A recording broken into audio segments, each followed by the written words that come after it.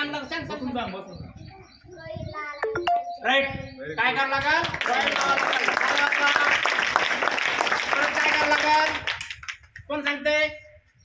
सांग तू. फक्त पायरच का? आणखी काय? परत काय करावं लागल? बाहेर या ना बसा ना. हा? स्वच्छ ठेवावं लागल. परत काय करावं लागल? ताई सांगतो. बसा इथं. गुड नाईट फास्ट लावावं लागल. शाबाश. तू सांग काय करावं लागल? तिकडे बसा. कचरा नाही होऊ द्यायचा. Very good. तू सांग काय करावं लागल? सांग. झोपताना रात्री मच्छरदाणी लावावं लागल. सांग. हा. तू सांग आता परत. रात्री झोपताना मच्छरदाणीचा उपयोग करायचा, लावायची. ओके. तू सांग आता परत काय करावं लागल? हा बस. तू सांग काय करावं लागल?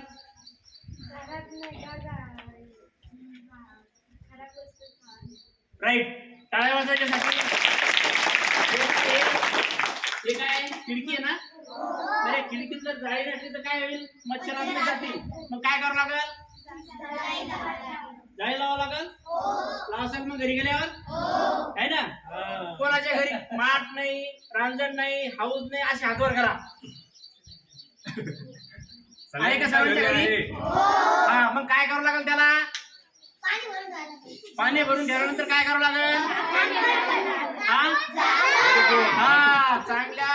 चांगल्या स्वच्छ कपड्यांनी, सुती कपड्यांनी घट्ट बांधून ठेवायचं.